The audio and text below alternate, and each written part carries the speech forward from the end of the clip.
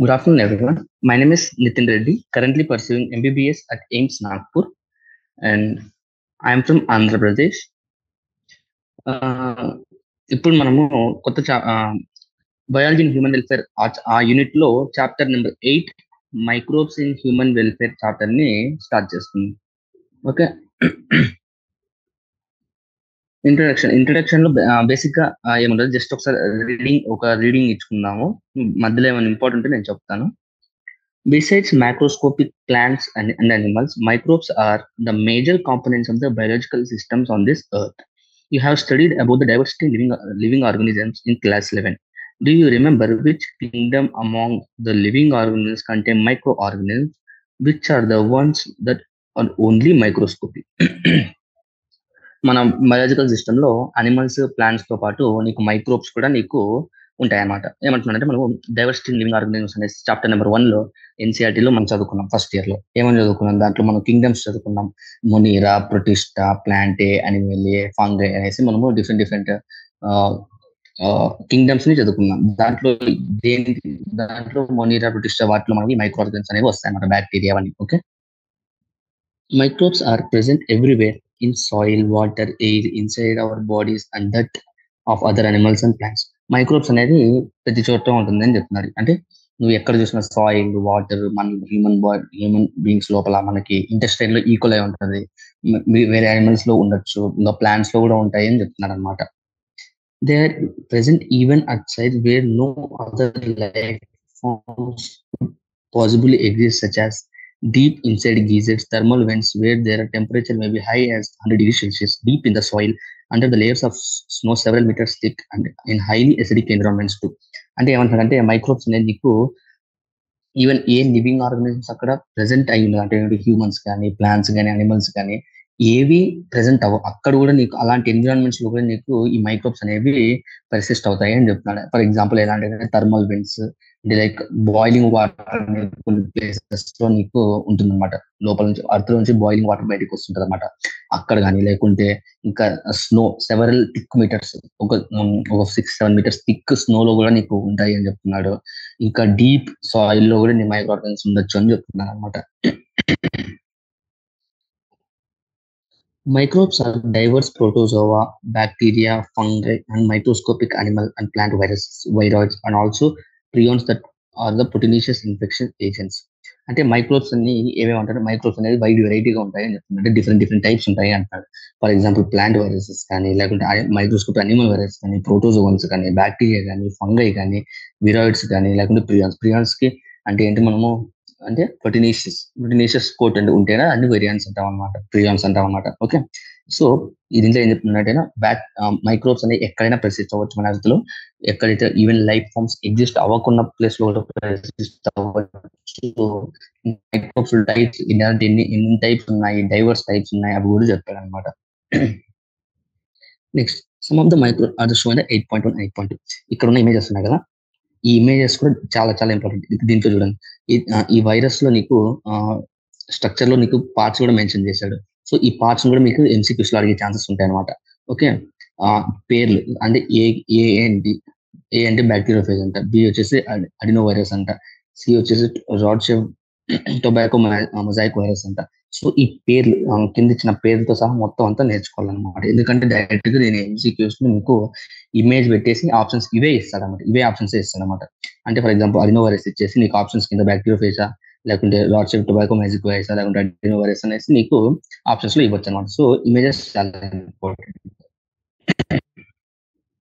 Next, microbes like bacteria and many fungi can be grown on nutritive media to form colonies that can be seen with the naked eyes.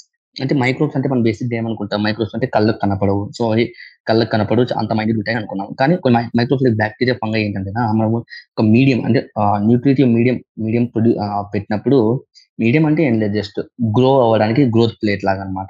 Okay, పెట్టినప్పుడు నీకు అప్పుడు కనపడుతుంది అనమాట. అంటే నీకు ఒక కనపడడం అంటే బ్యాక్టీరియా షేప్ అని కనపడడం అని కాదు, జస్ట్ నీకు అక్కడ బ్యాక్టీరియా గ్రో అవుతుంది లేదా ఫంగై గ్రో అవుతుంది అనేసి మీకు తెలుస్తుంది అనమాట. ఫర్ ఎగ్జాంపుల్ బ్రెడ్ తీసుకోండి. బ్రెడ్ మీరు ఒక 5 డేస్ 6 డేస్ బయట పెట్టేసారు అనుకోండి, దాని మీద గ్రీన్ కలర్ ఫంగై ఫామ్ అవుతుంది అనమాట. నీకు అక్కడ ఫంగై షేప్ అవన్నీ కనపడుతుంది, కానీ ఫంగై గ్రో అవుతున్నట్టు నీకు తెలుస్తుంది అనమాట. అది చెప్తున్నాడు. Such cultures are useful in studying are the microorganisms. Okay, next in chapter 7 you have read that microbes cause large number of diseases in human beings. చెప్పుకున్నాం మైక్రోబ్స్ డిఫరెంట్ నీకు different diseases cause చేస్తాయి. బ్యాక్టీరియాలో నీకు typhoid చదువుకున్నాము, pneumonia చదువుకున్నాం, virus లో నీకు rhino virus గురించి చదువుకున్నాం, protozoans లో మలేరియా గురించి చదువుకున్నాం. అలాగే డిఫరెంట్ మైక్రోబ్స్ డిఫరెంట్ డిసీజెస్ ని నీకు కాజ్ చేసి మనము చాప్టర్ నెంబర్ 7 లో చదువుకున్నాం అనమాట. The also cause diseases in animals and plants, but this should not make you think that all microbes are harmful. అంటే మనం ఏం చెప్పుకున్నాము, మైక్రోబ్స్ డిసీజెస్ కాజ్ చేస్తాయని చెప్పుకున్నాం. అంటే అన్ని మైక్రోబ్స్ నీకు డిసీజెస్ కాజ్ చేస్తాయని కాదనమాట. కొన్ని మనకి అనిమల్స్ అంటే మన హ్యూమన్స్ కి యూస్ఫుల్ అయ్యే బ్యాక్టీరియా కూడా ఉంటుంది అనమాట. Several microbes are useful in man in diverse ways. Some of the most important contributions of microbes to human welfare are discussed in the chapter. ఈ చాప్టర్ లో నీకు ఇంపార్టెంట్ మైక్రోబ్స్ గురించి చెప్తున్నాను. అందుకే చాప్టర్ పేరు microbes in the human welfare. అంటే human కి use అయ్యే మైక్రోబ్స్ గురించి చెప్పుకుంటున్నాం అనమాట. First, microbes in the house hold products. Main గా ఈ టాపిక్ ఏంటంటే, ఈ microbes in human welfare topic ఏంటంటే జస్ట్ బై హార్టింగ్ టాపిక్ అనమాట. నీకు కొన్ని మెయిన్ ఇంపార్టెంట్ ఏరియాస్ ఉంటాయి, అక్కడ నీకు ఎంసీక్యూ డైరెక్ట్ గా వచ్చేస్తాయి కాబట్టి. సో ఇది ఇలాంటి చాప్టర్స్ మీరు వదులుకోకూడదు అనమాట. ఎంత అంటే మార్ఫాలజీ అవన్నీ అనిమల్ కింగ్డమ్ ఎలా అయితే బైహార్ట్ చేస్తున్నామో, ఈ టాపిక్ కూడా అలా అయితే బైహార్టింగ్ టాపిక్ అనమాట. సో ఇది మీరు ఎప్పటికప్పుడు రివైజ్ చేసేసుకున్నారు అనుకోండి, మీకు లాస్ట్ టైం కలిసి వస్తుంది అనమాట రివైజ్ చేసుకునేటప్పుడు. You would be surprised to know that we use microbes are in the products derived from everyday. అంటే మనము చాలా ప్రొడక్ట్స్ మైక్రోబ్స్ నుంచి వచ్చే ప్రొడక్ట్స్ మనము యూజ్ చేస్తాం. అంటే మైక్రోబ్స్ ఉన్న వస్తువులు మనము యూజ్ చేస్తాం అనమాట. బేసిక్ గా మీ అందరికీ తెలిసి ఉంటుంది, కర్డ్ లో లాక్టోబాసిల్లస్ అవన్నీ ఉండే బ్యాక్టీరియా ఉంటుంది అనేసి మీకు అందరికీ తెలిసి ఉంటుంది అనమాట. A common example is the production of curd from the milk. మనకి మిల్క్ నుంచి కర్డ్ ఎలా వస్తుంది, మనము ల్యూక్ వామ్ మిల్క్ తీసుకొని దాంట్లోకి మనము కాస్త తోడుకి అంటే అంటారు కదా ఇంట్లో, అలా మనం వేసినప్పుడు మనకి లాక్టోబాసిల్లస్ బ్యాక్టీరియా కాస్త వేస్తాము, అది ఇనాక్యులేట్ అయ్యి నీకు మార్నింగ్ కి కర్డ్ లా మారుతుంది అనమాట. Micro organisms such as Lactobacillus and other commonly called as lactic acid bacteria grow in milk, convert it into curd. So ఆ లాక్టోబాసిల్లస్ బ్యాక్టీరియా వల్ల అది మిల్క్ నుంచి కర్డ్ కన్వర్ట్ చేస్తుంది అని చెప్తున్నాడు అనమాట. మనం ఆ కర్డ్ ని మనము తింటాం ఇష్టంగా. Next, during growth the LAB అంటే లాక్టిక్ యాసిడ్ బ్యాక్టీరియా అనమాట produce acid that coagulate and partially digest the milk proteins. అంటే అసలు మిల్క్ నుంచి కర్డ్ కి కన్వర్ట్ అవ్వడానికి ఏం చేస్తుందంటేనా, నీకు లాక్టోబాసిల్లస్ బ్యాక్టీరియా ఏం చేస్తుందంటే ఆ యాసిడ్స్, దాంట్లో ఉన్న యాసిడ్స్ ఏం చేస్తుందంటేనా మిల్క్ ప్రోటీన్స్ ని పార్షియల్ గా కోఆగులేట్, ఇది ఇంపార్టెంట్ అనమాట. Acids that coagulate partially digest the milk proteins, ఇది ఇంపార్టెంట్ లైన్ అనమాట. అసలు అంటేనా మీ క్వశ్చన్ వచ్చేసి అసలు ఆ లాక్టిక్ యాసిడ్ బ్యాక్టీరియా ఏం చేస్తుంది అంటేనా ఈ పాయింట్ అనేది రాయాలన్నమాట. A small amount of curd added to the fresh milk as an inoculum or the starter containing millions of LAB which at suitable temperature multiply, thus converting milk into curd. మనం ఇంట్లో చూసే ఉంటాం, ఎప్పుడైనా mothers గోరువెచ్చని అంటే వామ్ చేసి Luke వామ్ milk వేడి చేసి దాంట్లో ఇనాక్యులం అంటే నీకు కొంచెం తోడు అనేది వేస్తాం అనమాట. దాని ద్వారా నీకు అది సర్టెన్ టెంపరేచర్ దగ్గర అంటే ల్యూక్వామ్ టెంపరేచర్ దగ్గర మల్టిప్లై నీకు మిల్క్ ని కర్డ్ లా మారుస్తుంది. Which also improves its nutritional quality by increasing the vitamin B12. So lactic acid bacteria ఏ విటమిన్ ఇంక్రీజ్ చేస్తుంది అంటేనా విటమిన్ B12, ఇంపార్టెంట్ అనమాట. Okay, in our stomach too LAB plays very beneficial role in checking diseases causing microbes. అంటే ఈ ఇంకా మన stomach లో దీనికి ఏమైనా ఫంక్షన్ ఉందంటే ఉంది. ఏమన్నట్టే మన స్టమక్ లో వేరే మైక్రోబ్స్ ఏవి డెవలప్ అవ్వకుండా ఇది చూసుకుంటుంది అనమాట LAB. Okay, the dough which is used for making food such as dosa, idli is also fermented by the bacteria. dough అంటే దోశ పిండి కానీ ఇడ్లీ పిండి కానీ ఏవైతే ఉన్నాయో అది కూడా బ్యాక్టీరియా నుంచి ఫర్మెంట్ అయింది అని చెప్తున్నారు. The puffed up appearance of dough is due to the production of CO2 gas. అంటే మనము ఎప్పుడైనా దోస పిండి కానీ ఇడ్లీ పిండి నైట్ మనము దాన్ని పిండి చేసి మనము అలా వదిలేస్తాం అనమాట. మార్నింగ్ లేచి చూసేసరికి అది కాస్త ఉబ్బినట్టు అనిపిస్తుంది, పప్పినెస్ లాగా కనపడుతుంది. అది ఎందుకు అంటే due to production of CO2 gas అనమాట. ఇది కూడా ఇంపార్టెంట్. CO2 గ్యాస్ వల్ల నీకు అది పప్పుడప్ అపీరెన్స్. ఎందుకు CO2 గ్యాస్ ఎలా రిలీజ్ అవుతుంది అంటే బ్యాక్టీరియా ద్వారా ఫర్మెంటేషన్ జరిగి అక్కడ నీకు CO2 అనేది రిలీజ్ అవుతుంది అనమాట. Okay, where do you think the bacteria for these fermenters come from? Similarly, okay, similarly the dough which is used for making bread is fermented using the baker's yeast, Saccharomyces cerevisiae. Bread bake చేసేటప్పుడు కూడా నువ్వు అక్కడ Dove వాడతాం కదా, bread వాడడానికి కూడా Dove, different type of Dove వాడతాము. అక్కడ కూడా ఒక బేకర్స్ ఈస్ట్ అనేది ఉంటుంది అనమాట.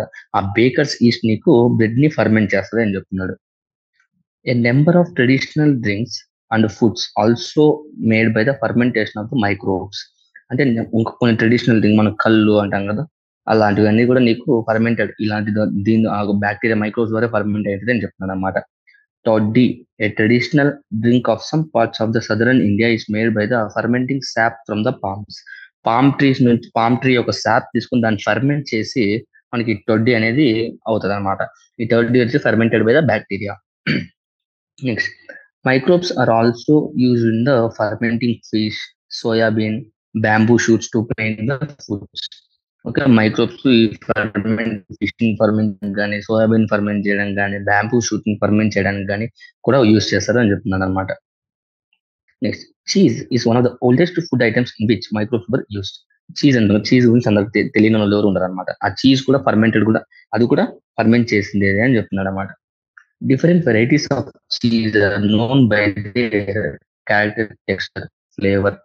నీకు చీజ్ అనేది డిఫరెంట్ టైప్స్ ఉంటుంది అన్నమాట. దాని బేసిక్ గా దాని టెక్స్చర్ కానీ, ఫ్లేవర్ కానీ, టేస్ట్ బట్టి నీకు డిఫరెంట్ చీజెస్ ఉంటాయని చెప్తున్నాను అనమాట. The specificity come from the microbes use for. అంటే ఆ స్పెసిఫిసిటీ ఎలా వస్తుంది అంటే based on the microbes, A types of microbes use చేస్తారు దాన్ని బట్టి నీకు డిఫరెంట్ చీజెస్ అనేది నీకు ప్రొడ్యూస్ అవుతాయని చెప్తున్నాను. అది ఎగ్జాంపుల్ కూడా ఇచ్చాడు చూడండి. ఇది ఇంపార్టెంట్ మరి.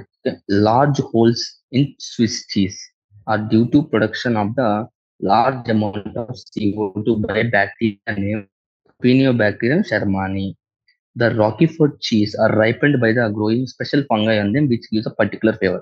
ఇక్కడ నీకు 2 types of cheese మెన్షన్ చేశాడు. అది ఒకటి ఏంటి, స్విస్ చీజ్. స్విస్ చీజ్ ఏంటి, CO2 produced by the bacterium name ఇచ్చాడు అనమాట, Propionibacterium shermani. ఇంకోటి ఏది ఇచ్చాడు, Roquefort cheese. రోకిఫోర్డ్ చీజ్ లో స్పెసిఫిక్ ఫంగై, ఇక్కడ నీకు ఫంగై ఫర్మెంట్ చేస్తే నీకు అది నీకు స్విస్ చీజ్ లో మాత్రం bacteria.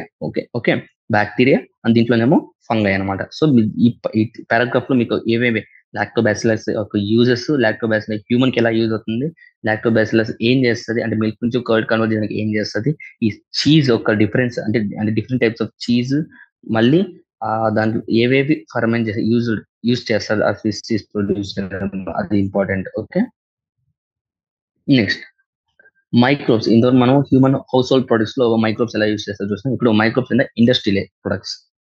Even in industry, microbes are used to synthesize a number of products valuable to human beings.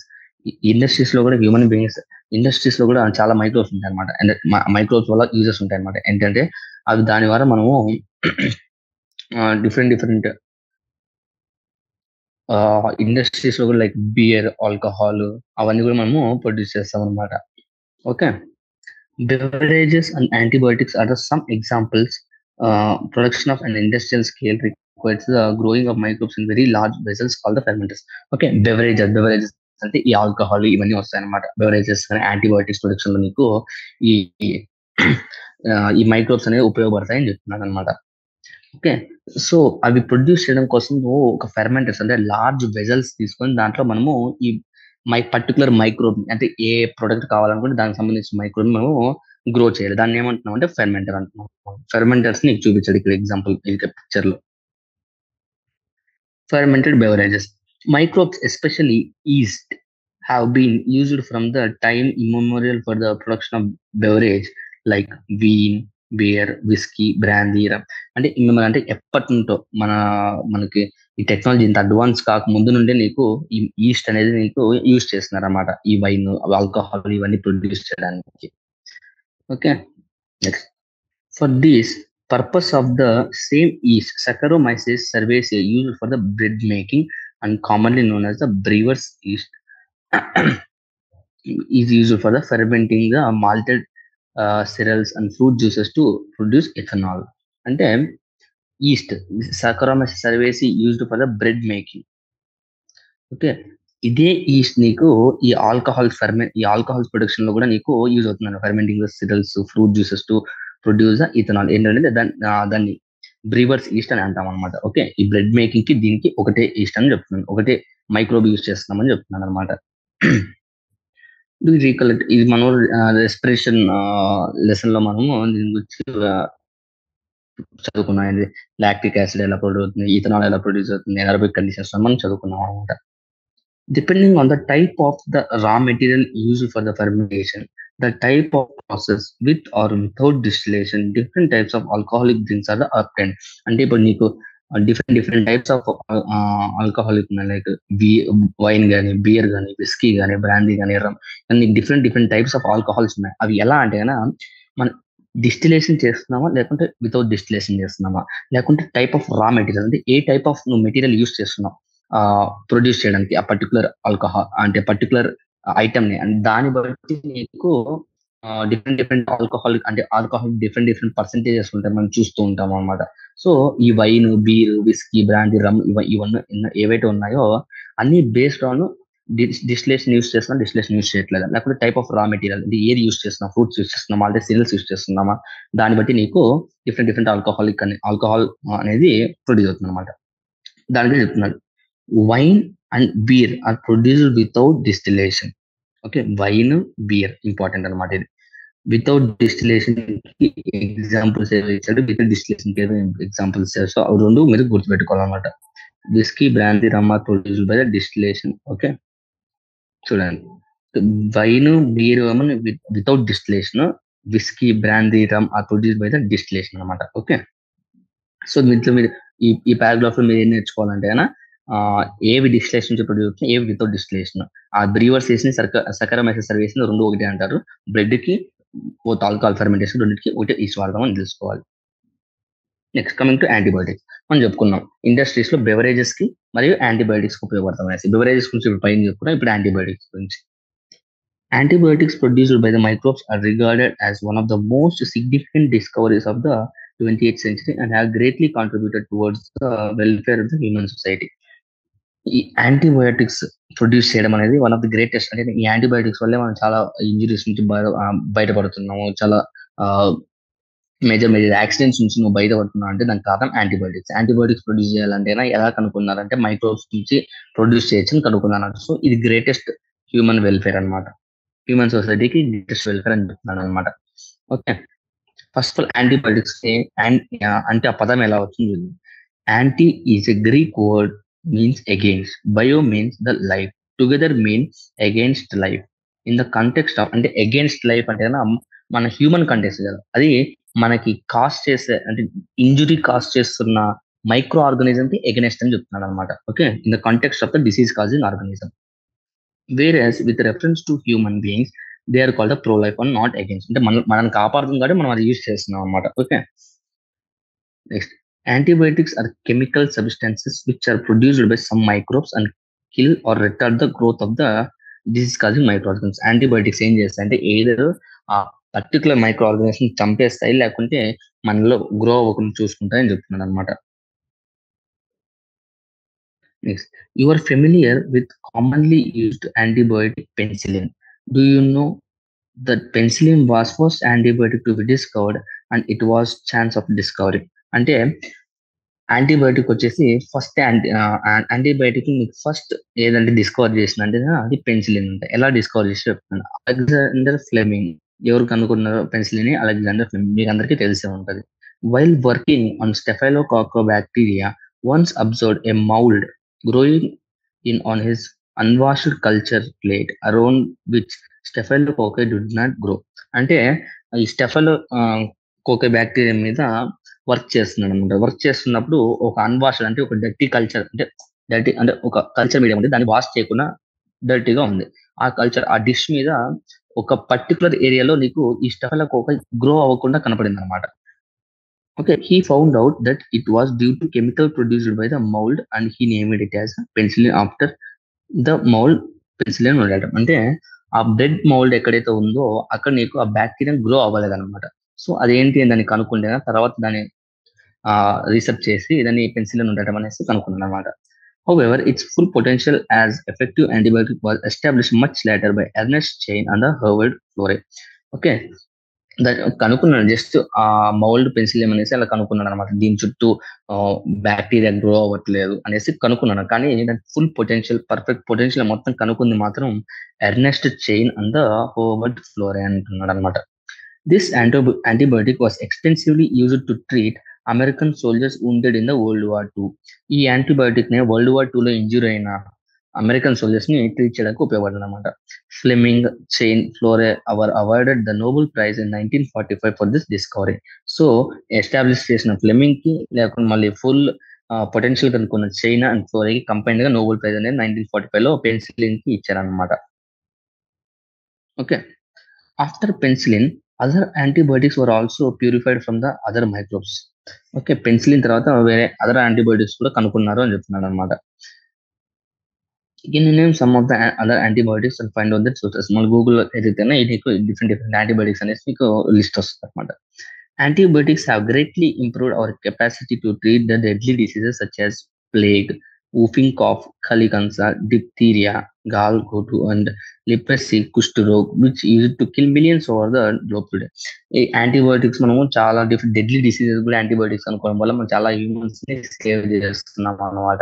అంటే ఎప్పుడైతే అంతకుముందు ఆ పర్టికులర్ డిసీజ్ యాంటీబయోటిక్ అనుకోకుండా మిలియన్స్ ఆఫ్ పీపుల్ చనిపోయారు అనమాట. For example diseases like plague కానీ, ఊపింగ్ కాఫ్ కానీ, డిప్తీరియా కానీ, లెప్రసీ కానీ చాలా మంది చనిపోయారు అనమాట. After discovering these antibiotics against these diseases చాలా హ్యూమన్స్ ని సేవ్ చేసాం అనమాట. సో ఇక్కడ ఏంటంటే ఇక్కడ ఈ పేరుతో పాటు పక్కన ఉన్న జనరల్ నేమ్ కూడా ఇంపార్టెంట్ అనమాట.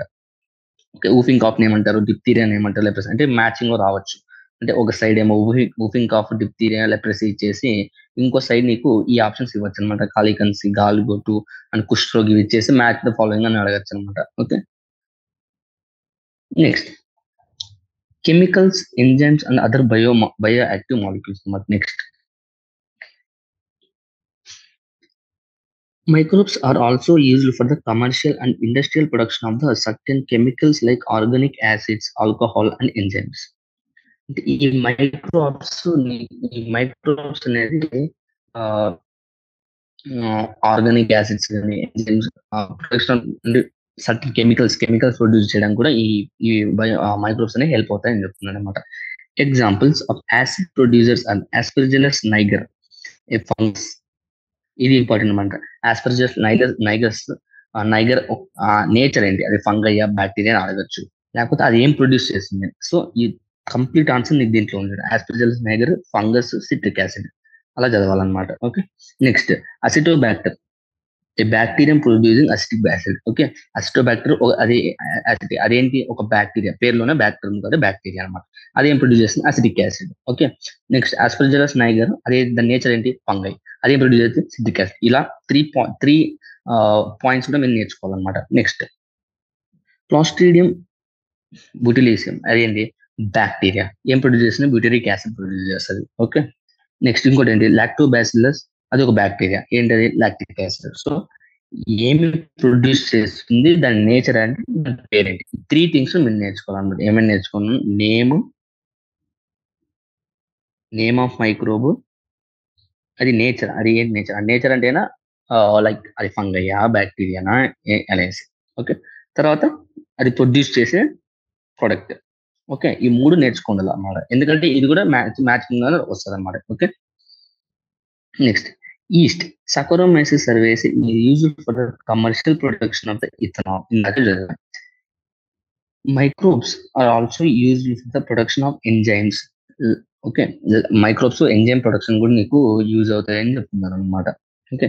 లైపేజెస్ are used in the detergent formulations are helpful in removing the oily stains from the laundry. Laundry అంటే తెలిసిందే కదా, ఒక వాషింగ్ వాష్ అంటే బట్టలు క్లాత్స్ ని వాష్ చేసేటోళ్ళు ఉంటారు, వాళ్ళని లాండ్రీ అంటారు అన్నమాట. ఓకే, లైపేజెస్ ఏం చేస్తారంటే దాని యొక్క ఫంక్షన్ ఏంటి, ఇక్కడ ఇంపార్టెంట్. లైపేజెస్ యొక్క ఫంక్షన్ ఏంటి, మనం ఏం చేస్తాం, డిటర్జెంట్ ఫార్ములేషన్స్ లో యూస్ చేస్తాం, అంటే డిఫరెంట్ డిటర్జెంట్ సోప్స్ లో. ఓకే, అవి ఏం చేస్తాయి అంటే కానీ నీకు రిమూవింగ్ ఆయిలీ స్టెయిన్స్ రిమూవ్ చేయడం కానీ అలాంటివి చేస్తుంది అనమాట. Next, you must have noticed that the bottled fruit juices bought from the market are clearer as compared to made at home. ఇప్పుడు మీరు మ్యాంగో జ్యూస్ కానీ ఏదైనా జ్యూస్ చేసుకున్నారు అనుకోండి, మీరు ఇంట్లో చేసుకున్నప్పటికీ బయట అదే ఫ్రూట్ నుంచి, అంటే ఇప్పుడు మ్యాంగో అనుకోండి, మ్యాంగో జ్యూస్ మీరు ఇంట్లో చేసుకున్నారు మిక్సర్ లో ఫ్రూట్ జ్యూస్ బ్లెండ్ చేసి, అదే జ్యూస్ మీరు బయట మాజానో స్లైస్ కొనుక్కొని తీసుకొచ్చారు అనుకోండి, మీకు క్లియర్ గా ఉంటుంది. బయట మనం చేసుకున్న దానికి క్లియర్ కట్ డిఫరెన్స్ కనపడుతుంది. మనకి కాస్త థిక్ ఉంటుంది, కానీ వాళ్ళు అంటే బాటిల్ బయట నుంచి కొనుక్కొచ్చేదేమో కానీ స్మూత్ గా క్లియర్ గా ఉంటుంది అనమాట. ఓకే, అది ఎందుకు అంటే కనుక this is because of bottle juice are clarified by using the pectinases and the proteases. Pectinases and proteases మొత్తం మనము ట్రీట్ చేస్తాం కాబట్టి క్లియర్ అవుతుంది అని చెప్తున్నాను అనమాట. Okay, streptokinase produced by the bacterium or streptococcus and modified by the genetic engineering is used as a clot buster for removing the clots from the blood vessels of the patient who have undergone the myocardial infarction leading to heart attack. Okay, ఈ స్టెప్టోకైనేజ్ అనేది ఎక్కడ ఉంటుందంటే ఒక bacteria అనమాట. దీని నుంచి మనం streptococcus అంటే దీని జెనెటిక్ ఇంజనీరింగ్ ద్వారా మోడిఫై చేసి మనం దేనికి యూజ్ చేస్తామంటే కన్నా క్లాట్ బస్టర్ అంటే క్లాట్స్ ని తీసేస్తుంది అనమాట ఇది. ఓకే, దేంట్లో అంటే మయోకార్డియల్ ఇన్ఫాక్షన్ లో. ఈ మయోకార్డియల్ ఇన్ఫెక్షన్ లాగా ఉంటే దాని హార్ట్ అటాక్ గురి మనిషి చనిపోతుంది అనమాట. సో ఆ క్లాట్ ని తీసేయడానికి ఈ స్ట్రెప్టోకైనస్ బ్యాక్టీరియా మనం యూజ్ చేస్తాం. Next, another bioactive molecule cyclosporin A that is used as an immunosuppressive agent. cyclosporin A దేనికి యూజ్ చేస్తాము, ఇమ్యూనోసప్రెసివ్. అదే స్ట్రెప్టోకైనస్ ని క్లాట్ బస్టర్. ఓకే, ఈ పర్టికులర్ టర్మ్స్ అనేవి మీకు గుర్తున్నాను, ఎందుకంటే ఈ పొటెన్షియల్ ఎక్కువ మ్యాచింగ్ లోనే అడుగుతారు అనమాట, కన్ఫ్యూజ్ అవ్వకూడదు. Okay, in an organ transplantation is produced by the fungus Trichoderma polysporum. Okay, Trichoderma polysporum తో ప్రొడ్యూస్ అవుతుంది అని చెప్తున్నాను అనమాట. ఇమ్యూనోసప్రెసివ్ ఏజెంట్ గా యూజ్ చేస్తారని చెప్తున్నారు. Next, statins produced by the yeast Monascus purpureus have been commercialised as the blood cholesterol lowering agent. ఈ statins ఏం చేస్తుందంటే బ్లడ్ కొలెస్ట్రాల్ లోరింగ్ ఏజెంట్ గా యూజ్ చేస్తామంటారు. సో ఇది గుర్తుపెట్టుకున్న statins blood cholesterol lowering agents. It acts competitive inhibiting enzymes responsible for synthesis of cholesterol. Cholesterol కి ఏదైతే కాంపిటిటివ్ ఇన్హిబిట్స్ అంటే తెలిసిందే కదా, ఒకే సబ్స్ట్రేట్ కి రెండు ఎంజైమ్స్ ఫైట్ చేస్తున్నాయంటే దాన్ని కాంపిటిటివ్ ఇన్హిబిషన్ అంటాం అనమాట. ఓకే, దీంట్లో మీరు ఈ పర్టికులర్ ఇక్కడ చెప్పాం కదా, ఇక్కడ నేమ్ నేచర్ ప్రొడక్ట్ చదువుకోవాలి. ఇక్కడ ఆ పర్టికులర్ ఎంజైమ్ అండ్ ఆ పర్టికులర్ చేసే పని ఏంటి అది గుర్తుపెట్టుకోవాలి. ఎందుకంటే ఈ ఈ ఈ పారాగ్రాఫ్ ఏదైతే ఉందో మ్యాచింగ్, పొటెన్షియల్ మ్యాచింగ్ అనమాట. ఎక్కువగా మ్యాచింగ్ లో క్వశ్చన్స్ వచ్చేలాగా ఉంటాయి, సో కన్ఫ్యూజ్ అవ్వకూడదు. Okay, next, microbes in sewage treatment. Okay, ఇంతకు ఇండస్ట్రీస్ లో అయిపోయింది, యాంటీబయాటిక్స్ అన్ని అయిపోయి, ఇప్పుడు microbes in sewage treatment. We know that large quantities of wastewater are generated every day in the cities and towns. Cities and towns మీకు large number of మీకు bacteria అనేది produce అవుతుంది, అంటే సీవేజ్ అనేది ప్రొడ్యూస్ అవుతూ ఉంటుంది అనమాట. A major component of this waste water is human excreta. Human excreta అనేది మేజర్, ఆ సీవేజ్ లో మేజర్ పోర్షన్ అని చెప్తున్నాను అనమాట. This municipal waste water is also called as the sewage. ఈ మున్సిపల్ వేస్ట్ వాటర్ ఏమంటామంటే సీవేజ్ అంటున్నాం అనమాట. It contains large amount of organic matter microbes. Okay, many of which are the pathogenic. Microbes అన్ని మనకి helpful ఉండవు, కొన్ని harmful కూడా ఉంటాయి. ఈ సీవేజ్ ట్రీట్మెంట్ మేజర్ అయితే ప్యాథోజెనిక్ మైక్రోబ్స్ ఉంటాయని చెప్తున్నాను అనమాట. Have you ever wondered where this huge quantity of sewage or urban wastewater is disposed of daily? మీకు అందరికీ తెలిసింది సీవేజ్ ట్రీట్మెంట్ బ్యాన్ గురించి, మీరు చిన్న నుంచి అవుతుంటారు అనమాట. Okay, this cannot be discharged in to natural water bodies like rivers and water stream directly. Okay, దీంట్లో ప్యాథోజెనిక్ ఆయిల్ ఇంత ఉంటాయి కాబట్టి మనం డైరెక్ట్ గా దీన్ని రివర్స్ లేకి లేకుంటే స్ట్రీమ్స్ లేకి వదిలేయలేము. దీన్ని కాస్త కాస్త నాన్ పాథోజెనిక్ గా చేసి ఎంతవరకు అయితే అంతవరకు చేసి ఆ తర్వాత రివర్స్ లేక స్ట్రీమ్స్ లేక వదిలేస్తారు అనమాట. Before disposal and sewage is treated in the sewage treatment plants to make the less pollutive. Okay. Treatment of wastewater is done by the heterotrophic bacteria naturally present in the sewage. This treatment is carried out the two stages. ఆ microbes ఏవైతే ఉన్నాయో sewage లో దాన్ని వాటి help తోనే మనము ఆ sewage treatment అంటే లెస్ పొల్యూటింగ్ గా చేసి తర్వాత స్ట్రీమ్స్ లోకి వదులుతారు అనమాట. అది ఆ సీవేజ్ ట్రీట్మెంట్ అన్నికి టూ సారీ ఇందాక నెట్వర్క్ ఇష్యూ వచ్చింది. ఓకే. ఈ primary treatment secondary treatment okay నీకు టూ ట్రీట్మెంట్స్ ఉంటాయి అనమాట. ఓకే. టూ స్టేజెస్ ఉంటాయని చెప్తున్నాను అనమాట క్లియర్గా. ఓకే. ఫస్ట్ ప్రైమరీ ట్రీట్మెంట్లో ఏం చేస్తాం, సెకండరీ ట్రీట్మెంట్లో ఏం చేస్తాం చూడండి. This treatment steps basically involves physically removal of the particles large and small from the sewage through filtration and sedimentation. Okay. ఈ టూ స్టేజెస్ అని చెప్పి ఒకటి ప్రైమరీ ట్రీట్మెంట్ ఇంకోటి సెకండరీ ట్రీట్మెంట్. సెకండరీ ట్రీట్మెంట్ ఇంకోటి బయాలజికల్ ట్రీట్మెంట్ అంటాం అనమాట. Okay. Primary treatment ఏం చేస్తామంటే కదా ఈ పార్టికల్స్ లార్జ్ స్మాల్ పార్టికల్స్ ఏవైతే ఉన్నాయో మనము ఫిల్టరేషన్ అండ్ సెడిమెంటేషన్ ప్రాసెస్ ద్వారా మనము ఈ తీసేస్తాం అనమాట. పర్టికులర్ పార్టికల్స్ ని తీసేస్తాం అనమాట. These are okay.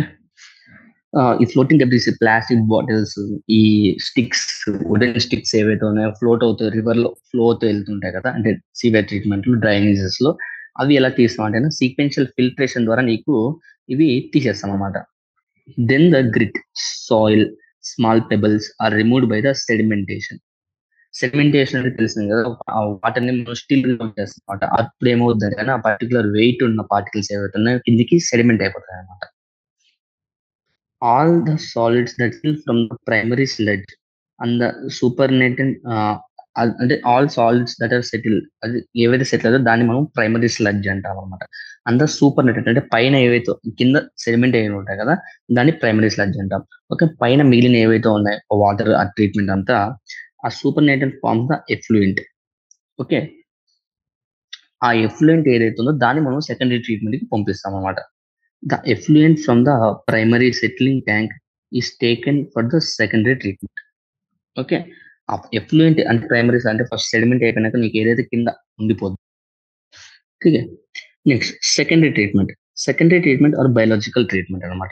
దీంట్లో ఏం జరుగుతుందంటే the primary effluent is passed into large aeration tanks.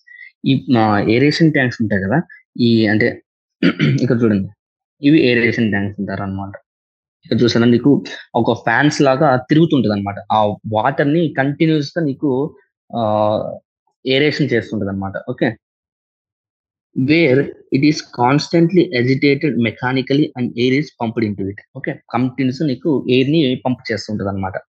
మామూలుగా మీరు ఈ ప్రాన్ కల్చర్ కానీ ఫిష్ కల్చర్ కానీ దాంట్లో వాళ్ళు కంటిన్యూస్ గా ఏరేషన్ చేస్తుంటారు కదా అలాంటి ఏరేషన్ లాంటిది అనమాట. This allows vigorous growth of the useful aerobic microbes into flocs. Flocs అంటే ఏంటంటే masses of the bacteria associated with the fungal filaments to form the mesh-like structures. Okay, masses of bacteria associated with the fungal filaments to form the అంటే ఈ bacteria fungal filaments associate అయ్యి mesh లాగా form చేస్తుంది అనమాట. Okay. ఇలా continuous గా aeration start చేస్తుంటే secondary treatment లో while growing these microbes consume major part of the organic matter in the effluent. This significantly reduces the biochemical oxygen demand of the effluent. Okay. ఇలా ఈ flax ఏం చేస్తుంటే continuous గా ఆ microbes తినేస్తుంది అనమాట. తినేసి ఈ బిఓడి ఏదైతే ఉంటుందో బయోకెమికల్ ఆక్సిజన్ డిమాండ్ దాన్ని తగ్గిస్తుంది అనమాట. Okay. BOD refers to the amount of oxygen that would be consumed if all organic matter in 1 liter of water is oxidized by the bacteria. BOD అంటే ఏమంటున్నారంటే amount of oxygen consumed by the bacteria to oxidise అంటే లోపల organic matter ని oxidise చేయడానికి bacteria use చేసే oxygen ఉంటుంది దాన్ని BOD అంటాం అనమాట. ఆ మైక్రోబ్స్ అనేది చచ్చిపోతుంది అనుకో అప్పుడు ఆటోమేటిక్ గా ఏమవుతుంది బిఓడి అనేది తగ్గిపోద్ది అనమాట. ఇప్పుడు ఎక్కువ ఆక్సిజన్ యూజ్ చేయరు కాబట్టి బయోకెమికల్ ఆక్సిజన్ డిమాండ్ తగ్గిపోద్ది అనమాట. The sewage water is treated till the biochemical oxygen demand is reduced. అంటే బిఓడి రెడ్యూస్ అయ్యే వరకు ఈ నీకు ట్రీట్మెంట్ అనేది కండిషన్ అంటే బీఓడి రిడ్యూస్ అంటే ఎంత లో అయితే అంత లో వరకు వచ్చేంత వరకు నీకు ఏరేషన్ అనేది చేస్తుంటారు అనమాట. The BOD test measures the rate of uptake of oxygen by microorganisms in the sample of water, and thus indirectly BOD is a measure of organic presence in the organic matter. అంటే BOD చెప్పాం కదా, అది ఎలా work చేస్తుందో చెప్పాం. So BOD indirect గా ఏం చేస్తుంది అంటే ఎంత ఆర్గానిక్ మ్యాటర్ నీకు ఆ వాటర్ లో ఉంది అనేసి టెస్ట్ చేస్తుంది అనమాట. ఆటోమేటిక్ గా బీఓడి అనేది తగ్గిపోయింది అనుకో, ఆర్గానిక్ మ్యాటర్ అనేది తగ్గిపోయిందని అర్థం అనమాట. The greater the BOD of waste water the more it's polluting potential. అంటే ఆర్గానిక్ మ్యాటర్ ఎక్కువ ఉండే కొద్ది నీకు BOD అనేది ఎక్కువ ఉంటది. సో పొల్యూషన్ కూడా ఎక్కువ ఉంటది అనమాట వాటర్. వన్స్ అంటే ఒక్కసారి ఆ BOD ఆ బయలాజికల్ ఆక్సిజన్ డిమాండ్ ఎప్పుడైతే నీకు తగ్గిపోతుందో సిగ్నిఫికెంట్ గా, అప్పుడు ఏం చేస్తామంటే అంటే ఆ ఎఫ్లూయెంటే కదా, ఎఫ్లూయెంట్ లో నీకు ఆర్గానిక్ మ్యాటర్ ఉంటుంది. ఆర్గానిక్ మ్యాటర్ నువ్వు BOD తగ్గించేంత వరకు నువ్వు సివియర్ ట్రీట్మెంట్ ఐరేషన్ చేస్తున్నావు. ఒక్కసారి BOD అనేది ఎక్కడ లీస్ట్ కి తగ్గిపోగానే the effluent is passed into settling tank where the bacterial flocks are allowed to sediment. Okay, next ఇంకా ఈ బ్యాక్టీరియల్ ఫ్లాక్స్ ద్వారా ఆ BOD ఎప్పుడు తగ్గిపోద్దో నెక్స్ట్ స్టేజ్ పంపిస్తాం అన్నమాట. అక్కడ ఏం చేస్తామంటే ఆ వాటర్ ని సెడిమెంట్ ఎలా చేస్తాము, అప్పుడు అంటే స్టిల్ గా వదిలేస్తాము. ఆటోమేటిక్ గా బ్యాక్టీరియల్ ఫ్లాక్స్ ఏవవుతుందో అవి సెడిమెంట్ అవుతాయి అనమాట. This sediment is called activated sludge. Activated sludge అంటే ఏంటంటాము, ప్రైమరీ స్లడ్జ్ వేరే ఉంటుంది, యాక్టివేటెడ్ స్లడ్జ్ వేరే ఉంటుంది. యాక్టివేటెడ్ స్లడ్జ్ అంటే ఏంటంటాము, ఎప్పుడైతే నీకు సెడిమెంట్ అనేది బ్యాక్టీరియల్ ఫ్లాక్స్ అనేది సెడిమెంట్ అవుతాయి. A small part of the activated sludge is pumped back into aeration tank to serve as an inoculum. So కాస్త ఇనాక్యులం లాగా యాక్టివేటెడ్ స్లడ్జ్ మళ్ళీ వెనక్కి అంటే ఎలా అయితే మనం మిల్క్ లేక కర్డ్ కాస్త కర్డ్ ఇనాక్యులం లాగా చేస్తాం స్టార్టర్ లాగా, సేమ్ దీనికి కూడా అలాగే స్టార్టర్ లాగా కాస్త ఎనికి పంపిస్తాం అన్నమాట. The remaining major part of the sludge is pumped in to large tanks call the anaerobic sludge digesters. Next remaining major part ఉంటుంది కదా, ఆ remaining major part of that activities sludge ఏదో ఉంటుంది దాన్ని ఎనరోబిక్ లార్జ్ ట్యాంక్స్ లో పంపిస్తాం. దాన్ని ఏమంటామంటే ఎనరోబిక్ స్లడ్జ్ డైజెస్టర్స్ అంటారు. Here other kinds of bacteria which grows anaerobically ఇందాక మనం చూసింది ఏరోబికల్ గా, అందుకే దాన్ని కంటిన్యూగా ఎరేషన్ చేస్తాం. ఇప్పుడు ఈ లార్జ్ ట్యాంక్స్ లో ఏంటంటే ఎనరోబికల్ గా గ్రో అయ్యే bacteria digest the bacteria and fungi in the sludge. During this digestion, bacteria produce mixture of gases such as methane. It is important. ఏవే గ్యాస్ ప్రొడ్యూస్ అవుతుంది, methane, hydrogen sulphide, carbon dioxide. Okay, ఈ ఎనర్బిక్ sludges లో నీకు ఎనర్బిక్ microbes ఉంటాయి. అవి ఏంటి అంటే methane, hydrogen sulphide, carbon dioxide produce చేస్తాయి అన్నమాట. These gases form biogas and can be used as a source of energy as it is inflammable. ఈ గ్యాసెస్ ఏవైతే ఉన్నాయో బయోగ్యాస్ లో ఉపయోగించుకుంటాం అని చెప్తున్నారు అనమాట. Next, the effluent from the secondary treatment plant is generally released into natural bodies like rivers and water. Okay, ఈ effluent ఇంత ట్రీట్మెంట్ చేశాక BOD తగ్గిపోయి, ఆర్గానిక్ మ్యాటర్ అంతా తగ్గిపోయి, ప్యాథోజన్ బ్యాక్టీరియా అనేది తగ్గిపోయి, ఇంత చేసిన తర్వాత మనం ఏం చేస్తామంటే ఫైనల్ గా ఆ వాటర్ ని మనము రివర్స్ స్ట్రీమ్స్ లకి వదిలేస్తాం అంటున్నారు అనమాట. ఇది aerial view of the sewage plant ఇలా ఉంటుందని చెప్తున్నారు. Next, you can appreciate how microbes plays a major role in treating of millions of gallons of wastewater every day across the globe. So దీంట్లో ఈ సీవేజ్ ట్రీట్మెంట్ కూడా మనం microbes use చేస్తాం. So ఇంత sewage treatment, pathogenic sewage water అంటే waste water ని treat చేయడంలో microbes వెళ్ళిపోతున్నాయి కాబట్టి మనం చాలా థ్యాంక్స్ చెప్పాలని చెప్తున్నారు. This methodology has been practising from more than a century now. అంటే ఒక 100 years నుంచి ఈ సీవేజ్ ట్రీట్మెంట్ అనేది జరుగుతుందని చెప్తున్నారు. In almost all parts of the world. Till date no man made technology has been able to rival the microbial treatment of the sewage. Okay, ఇంత మంచి treatment.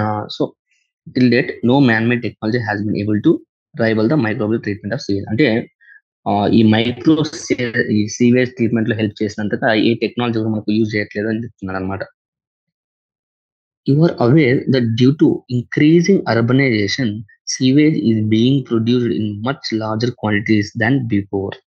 However, the number of sewage treatment plants has not been increased enough to treat such large quantity. అంటే ఈ urbanisation వల్ల అంటే development వల్ల నీకు ద్వారా large number of gallons అంటే ఎక్కువ క్వాంటిటీ ఆఫ్ సీవేజ్ వాటర్ అనేది ప్రొడ్యూస్ అవుతుంది. కానీ సీవేజ్ ట్రీట్మెంట్స్ అంతకి ఈక్వల్ గా లేవు అని చెప్తున్నారు అనమాట.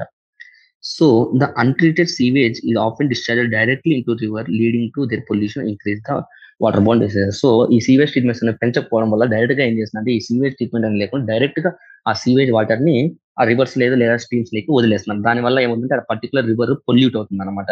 ఇప్పుడు ఫర్ ఎగ్జాంపుల్ గంగా రివర్ ఉందనుకోండి, మనం మోస్ట్ స్పిరిచువల్ గా భావించే రివర్. మన ఇండియాలో అన్ని రివర్స్ మనం స్పిరిచువల్ గా తీసుకుంటాము, కానీ గంగాని చాలా ఎక్కువగా చూస్తాం అనమాట. ఓకే, కానీ ఆ గంగా ఇప్పుడు చాలా పొల్యూటెడ్ అనమాట వాటర్ మొత్తం. ఎందుకంటే ఇలానే అర్బనైజేషన్ వల్ల సీవేజ్ ట్రీట్మెంట్ చేయకుండా డైరెక్ట్ గా వాటర్ వదిలేయడం వల్ల అది పొల్యూట్ అయినట్టు అనమాట. The ministry of environment and forest has initiated Ganga action plan, Yamuna action plan. Okay, ఎందుకంటే గంగా యమున బాగా పొల్యూట్ అయినాయి కాబట్టి దానికి ఒక ఇనిషియేషన్ తీసుకున్నారు. ఒకటేమో గంగా యాక్షన్ ప్లాన్, ఇంకోటేమో యమునా యాక్షన్ ప్లాన్ అనమాట. To save these major reverse from our country from pollution, under these plans it is proposed to build a large number of sewage treatments so that only treated sewage may be discharged. అంటే ఈ plans ప్రకారం ఏంటి అంటే కనుక నీకు ఎక్కువ sewage treatments అనేది build చేసి నీకు నాన్ పొల్యూటెడ్ అంటే బీఓడి తగ్గిపోయిన వాటర్ ని మాత్రమే రివర్స్ లో వదలాలనేసి చెప్తున్నారు అనమాట. A visit to sewage treatment plant situated in any place near you would interesting educative experience. ఇది యాక్టివిటీ లాగా అనమాట. సపోజ్ ఇక్కడ దగ్గరలో అంటేనా ఎక్కడన్నా సీవేజ్ ట్రీట్మెంట్ ప్లాంట్స్కి వెళ్ళండి అనేసి. Next, microbes in production of biogas. Next ఇంకొక వేలో మనకి హెల్ప్ చేయడానికి అంటే microbes production of the biogas production లో ఎలా యూజ్ అవుతుందని చెప్తున్నారు. Biogas is a mixture of gases containing predominantly methane produced by the microbial activity which may be used as the fuel. Okay, biogas is a mixture of ఇందాక చెప్తున్నాం biogas methane, hydrogen sulfide అన్ని ఉంటాయనేసి. predominantly నీకు methane gas ఉంటుంది అనమాట. Methane అంటే CH4. ఇది ఎంత important కదా, జస్ట్ చెప్తున్నాం. Produced by the microbial activity which is used as a fuel గా అంటే మనం గ్యాస్ కుకింగ్ లో వాటిలో యూజ్ చేస్తాం అనమాట. You have learned that microbes produce different types of gases and end products during the growth and metabolism. different stage of different gases produce చేస్తారు. The type of gas produced depends upon the microbes and the organic substances they utilize. అంటే ఆ different types gases produce అవుతాయి అంటున్నాం. ఎలా produce అవుతుంది అంటే based upon the అవి use చేసే మెటీరియల్ ఆర్గానిక్ సబ్స్టెన్స్ బట్టి. In the example cited in the relation to fermentation of dough, cheese making, the production of beverages, the main gas produced is CO2. అంటే ఆ particular raw material organic substance బట్టి నీకు gas అనేది produce అవుతుంది. For example cheese making కానీ, production of beverages కానీ, fermentation of డౌలో అయితే నీకు CO2 ప్రొడ్యూస్ అవుతుంది. However, certain bacteria which grows anaerobically on cellulosic material produce large amount of methane along with the CO2 and the H2. Hydrogen gas CO2 తో పాటు anaerobic bacteria సెల్లోజిక్ material మీద methane large number లో produce చేస్తుందని చెప్తున్నారు. These bacteria are collectively అంటే అలాంటి bacteria anaerobic గా cellulosic material మీద గ్రో అవుతూ CO2 H2 తో పాటు మేజర్ గా మీథేన్ గ్యాస్ ప్రొడ్యూస్ చేసి దాటిని మనం మిథనోజన్స్ అంటాం అనమాట. One such common bacterium is known as methanobacterium. Methanobacterium గురించి మీకు చదివే ఉంటుంది అనమాట స్టార్టింగ్ లో మోనిరాల్. These bacteria are commonly found in the anaerobic sludge during the sewage treatment. ఇందాక చెప్తున్నా sewage treatment methane gas produce అవుతుంది అనేసి anaerobic sludge. ఎందుకు అంటేనా ఈ మిథనోబాక్టీరియం వల్ల. These bacteria are also present in the rumen, part of the stomach of the cattle. అంటే cows వీటిలో ఉంటుందా దాంట్లో ర్యూమన్ అనేసి ఒకటి ఉంటుంది అనమాట. అది పార్ట్ ఆఫ్ ద స్టమక్. ఆ పార్ట్ లో కూడా నీకు ఈ బ్యాక్టీరియా ప్రెసెంట్ ఉంటాయి కాబట్టి మనం కౌడంగ్ యూస్ చేసుకొని గ్యాస్ ని ప్రొడ్యూస్ చేస్తుంటారు అనమాట.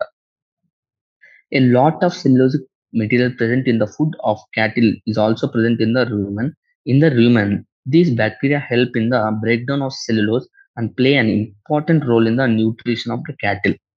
సో ఆ సెల్యులోజ్ అంటే మన ఈ గ్రాస్ ఏవైతే ఉన్నాయో క్యాటిల్ తీసుకునేది తినే అంటే ఫుడ్ మెటీరియల్ గా తీసుకుని దాంట్లో లార్జ్ నెంబర్ సెల్లోజిక్ ఉంటుంది అన్నమాట. ఆ సెల్లోజిక్ ని ఎలా డైజెస్ట్ చేస్తుంది అంటే ఈ రూమెన్ పార్ట్ నీకు మెథనో బ్యాక్టీరియా ఉంటుంది కాబట్టి అది డైజెస్ట్ చేస్తుంది అని చెప్తున్నాను అనమాట. So help in the digestion. Thus, excreta, cow dung of a dung of cattle, commonly called as gobar, is rich in this bacteria. Dung can be used generation of the biogas, commonly known as gobar gas. Okay, gobar అంటామంట అంటే ఎక్స్క్రీటర్లో, ఎందుకంటే ఈ bacteria ఎక్కువ ఉంటుంది కాబట్టి. అందుకే మనము పల్లెటూరులో చూస్తే కన్నా కౌడన్ యూజ్ చేసుకుని కూడా బయోగ్యాస్ అంటే కుకింగ్ కి బయోగ్యాస్ ని ప్రొడ్యూస్ చేస్తుంటుంది. దాన్నే మనం గోవర్ గ్యాస్ అంటాం అనమాట. నెక్స్ట్ ఆ బయోగ్యాస్ ప్లాంట్ గురించి చెప్తున్నాడు. The biogas plant consist of concrete అంటే సిమెంట్ తో చేసిన అనమాట. 10 to 15 feet డీప్. మీరు పల్లెటూరులో వెళ్తే మీకు అది తెలుస్తుంది అనమాట. ఓకే, మీకు పిక్చర్ మెన్షన్ చేస్తారు చూడండి. ఇన్ విచ్ ఈ bio waste are collected and slurry of dung is fed. ఇదన్నమాట biogas treating plant. And a floating cover is placed over the slurry which keeps on rising as the gas produced in the tank due to the microbial activity.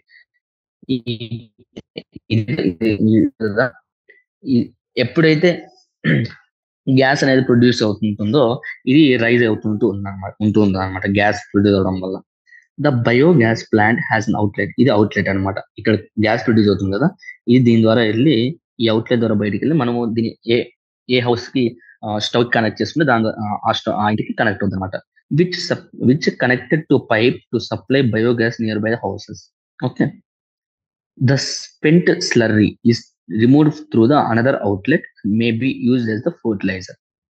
Okay, ఇక్కడ నుంచి కౌడ్ ఉంది ఇవన్నీ చేస్తాము. తర్వాత ఏదైతే ఒక్కసారి use అయిపోయినాక ఆ డంగ్ ఉంటుంది కదా, అది మనం ఏం చేస్తాం ఫర్టిలైజర్ కింద యూజ్ చేయొచ్చు అనమాట. So cattle dung is available in large quantities in rural areas where cattle are used for the various products. Rural areas మీకు క్యాటిల్ మీద ఆధారపడి ఉన్న వాళ్ళు చాలా మంది ఉంటారు. వాళ్ళకి ఈ బయోగ్యాస్ గోబర్ ప్లాంట్ ఇన్స్టాల్ చేస్తే వాళ్ళకి కుకింగ్ వాటికి ఏ ప్రాబ్లం ఉండదు అనమాట గ్యాస్ వల్ల. Okay, so biogas plants are more often built in the rural areas. ఎందుకంటే అక్కడే కౌస్ అర్బన్ ఏరియాస్ లో బిల్డ్ చేసి యూజ్ ఉండదు. ఎందుకంటే అక్కడ నీకు ఎక్కువ యానిమల్స్ క్యాటిల్ ని యూజ్ చేయడం, కానీ రూరల్ ఏరియాస్ లోనే ఈ బయోగ్యాస్ ప్లాంట్స్ అనేవి ఎక్కువ ఉంటాయి అన్నమాట.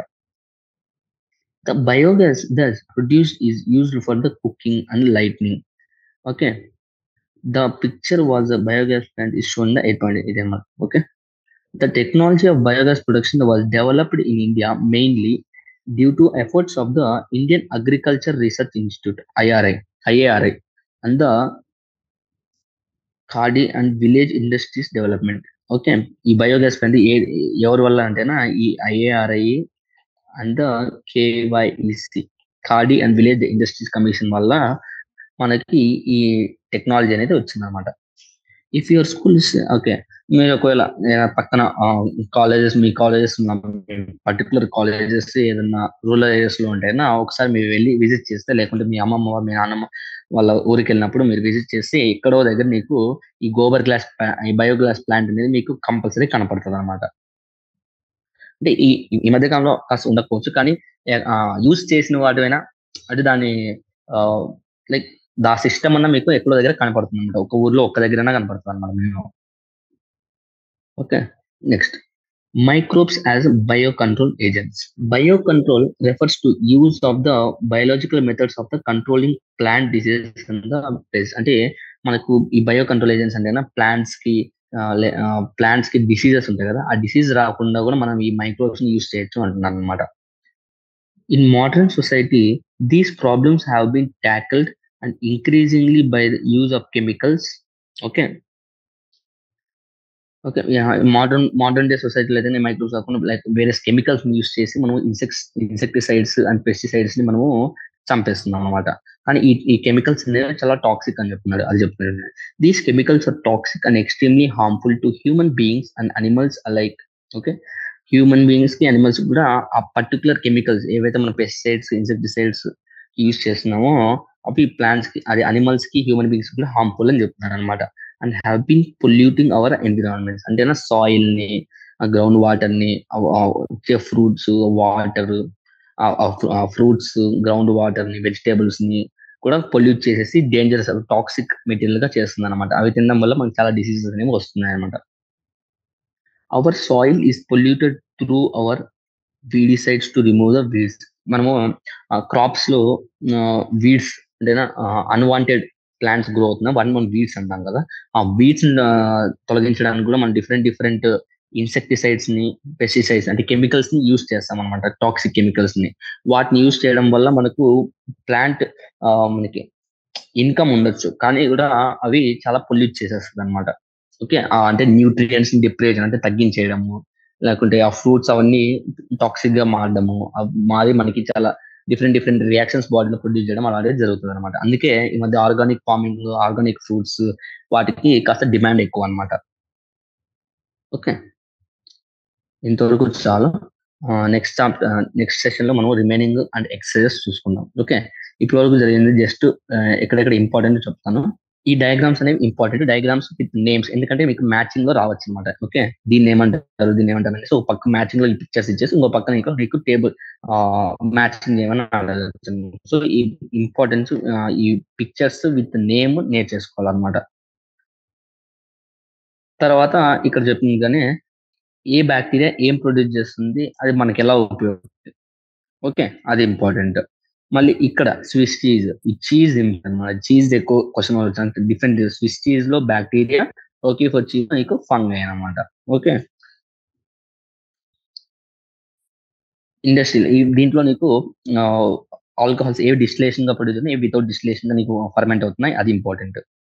నెక్స్ట్ యాంటీబయాటిక్స్ లో వీళ్ళ పేర్లు important. Just staphylococci bacteria and పెన్సిల్ ఉంటాయి, ఈ టెక్నాలజీ ఇంపార్టెంట్. ఏవైతే నీకు ఆ అలెగ్జాండర్ ఫ్లెమింగ్ అబ్జర్వ్ చేశాడో అది ఇంపార్టెంట్ అనమాట. నెక్స్ట్ ఈ డిసీజ్ తో పాటు దానికి కామన్ నేమ్, జనరల్ నేమ్స్ ఇక్కడ చెప్పా కదా. Name of microbe, nature and the product produced by the particular microbe important. తర్వాత ఈ స్టెప్టోకైనేజ్ ఏం చేస్తుంది, క్లాట్ బస్టర్. ఓకే, ఆ మార్కెట్ లో ఉన్న జ్యూసెస్ కి మన జ్యూసెస్ కి ఏం డిఫరెన్స్ అంటే పెక్నేజెస్, ప్రొడ్యూసెస్. సైక్లోస్పోరిన్ ఏం చేస్తారు, ఇమ్యూనోసప్రెసివ్ ఏజెంట్. స్టాటిన్స్ ఏం చేస్తారు, బ్లడ్ కొలెస్ట్రాల్ లోవరింగ్ ఏజెంట్, అది ఇంపార్టెంట్. ఎలా జరుగుతుంది ఆ బ్లడ్ కొలెస్ట్రాల్ ఎలా లోవర్ చేస్తుంది అంటే కాంపిటేటివ్ ఇన్హిబిటింగ్ అనమాట, అది రాయాలి. Next microbes in the sewage treatment ఎన్ని స్టెప్స్ ఉంటాయి, step 1, step 2, primary treatment, secondary treatment. Primary treatment లో టర్మినాలజీ, సెకండరీ ట్రీట్మెంట్ లో టర్మినాలజీ ఏంటి చూడాలి. ప్రైమరీ స్లెడ్జ్ కానీ ఎఫ్లూయెంట్ కానీ ఉంది. దీంట్లో ఏమేమి స్టెప్స్ ఉన్నాయి, సీక్వెన్షియల్ ఫిల్ట్రేషన్, సెడిమెంటేషన్. ఓకే, తర్వాత ప్రైమరీ స్లెడ్జ్, తర్వాత ఎఫ్లూయెంట్. ఎఫ్లూయెంట్ ని ఎలా ట్రీట్ చేస్తాము, సెకండరీ ట్రీట్మెంట్. సెకండరీ ట్రీట్మెంట్ ముందుగా ఇంకో పేరు ఏంటి, బయాలజికల్ ట్రీట్మెంట్. ఓకే, ఆ ఎఫ్లూయెంట్ ని ఎంతవరకు ట్రీట్ చేస్తాము, బీఓడి ఎంతవరకు తగ్గుతుంది అంతవరకు ట్రీట్ చేస్తాము. ఓకే, ఎండ్రోబిక్ స్లడ్జ్ డైట్స్ నీకు ఏముంటాయి, మెథనోబాక్టీరియం. ఎందుకంటే వాడి డైరెక్ట్ గా మెన్షన్ చేయకుండా నీకు లాస్ట్ లో మెన్షన్ చేశాడు ఏమని, మెథనోబాక్టీరియం నీకు ఎండ్రోబిక్ స్లడ్జ్ డైజెస్ లో ఉంటది అనేసి. దానివల్ల నీకు ఈ బయోగ్యాస్ ని ప్రొడ్యూస్ అవుతుంది. Methane, hydrogen sulphide, carbon dioxide produce అవుతుంది అని చెప్పాడు. Ganga action, amino action plants ఏం చేస్తాడు, building large sewage treatment plants.